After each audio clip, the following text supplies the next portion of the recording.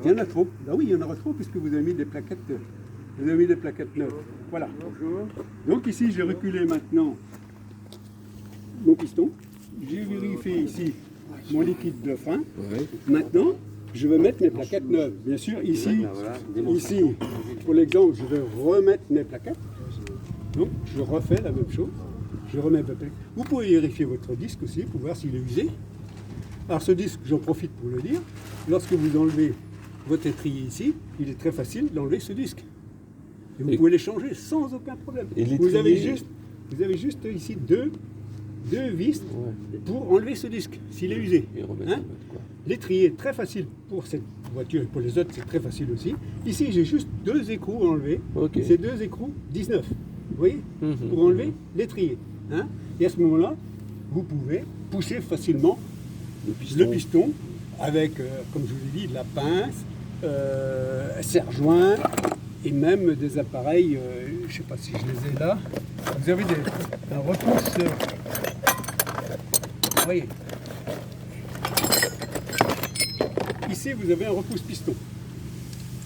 C'est spécial pour mettre là-dessus, pour pousser le piston. Voilà. Mais il faut enlever l'étrier pour pouvoir mettre voilà. Un appareil spécial. Alors ici, il y a des ergots. Je vais vous expliquer pourquoi. Ces ergots vont servir surtout pour les plaquettes arrière. Les plaquettes arrière, on ne repousse pas le piston droit. Là, ici, le piston, on le recule tout droit. C'est un cylindre droit. À l'arrière, c'est jamais droit. Il est comme un filetage. Donc, quand vous poussez le piston, il faut que ça tourne. Il faut que votre piston tourne pour rentrer. Sinon, vous ne pouvez pas le faire. Donc, il vous faut un appareil comme ça pour pouvoir changer les plaquettes à l'arrière. Mais lui, comment on l'enclenche? Parce qu'il y a le disque qui empêche... Justement, c'est pour ça que je vous ai dit. Vous pouvez l'enclencher après, quand vous avez enlevé le trier. Ça et le disque. Non, pas. Ça vous le sortez. Là, ici, quand je dévisse ça, tout cet ensemble vient ici. On peut l'enlever. Mais vous avez le câble ici, voilà, le tuyau ici. Il faut faire attention, mais vous l'avez là. Après, et là, vous pouvez donc... C'est quoi la durée de vie d'une plaquette? Alors, la durée de vie d'une plaquette, c'est variable suivant... Comment on freine? Suivant la conduite de la personne. Hein, si vous freinez à tout bout de champ, vous allez faire avec des plaquettes, vous allez faire, allez, on va dire 40 000 km, hein, ou peut-être un peu moins, comme vous pouvez faire 120 ou 150 000 km. D'accord.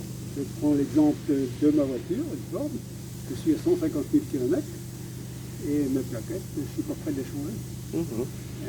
Ces plaquettes sont prévues pour cette Ford. Je les ai, mais je crois que je ne les changerai jamais, peut-être. Car bon, voilà, elles ne s'usent pas, pratiquement pas. Voilà, tout simplement. Voilà, donc maintenant qu'on a vu pour le disque, bon, s'il est usé, c'est facile. Hein, vous avez toujours 2 vis pour l'enlever. Hein, là, on ne peut pas l'enlever, si vous n'enlevez pas le truc d'étrier, vous ne pouvez pas le sortir. Hein. Donc vous êtes obligé d'enlever l'étrier. Voilà. C'est quand même bien de tout remonter à la clinométrique, non? Avec les bons serrages. Oui, je vais en parler dès que je vais remettre la roue, je vais vous expliquer ça avec la clé dynamométrique. Maintenant, je remets mes plaquettes. Alors pour remettre les plaquettes, c'est très simple puisque vous avez écarté. Donc maintenant, il y a du jeu. Hein, vous voyez, hein, j'ai beaucoup de jeu. Vous voyez le jeu que j'ai. Hein. Donc je peux mettre mes plaquettes. Voilà. On note.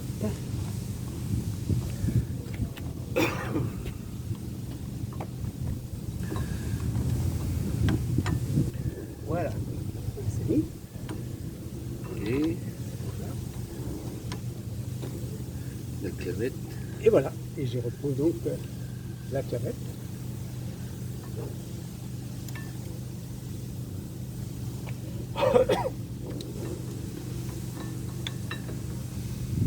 Le plus dur, c'est de démarrer pour mettre la clavette en place.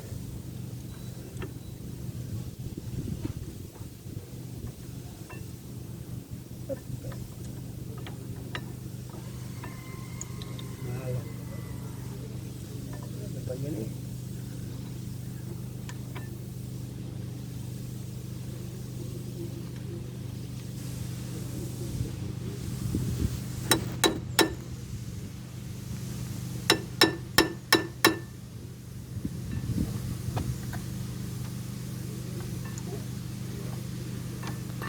peu de mal à la mettre, vous voyez.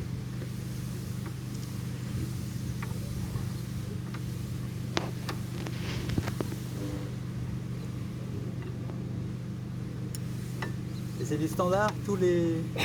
Non, je vous ai expliqué que pour les plaquettes, il y en a différentes, donc c'est pas standard, c'est pas toujours la même chose.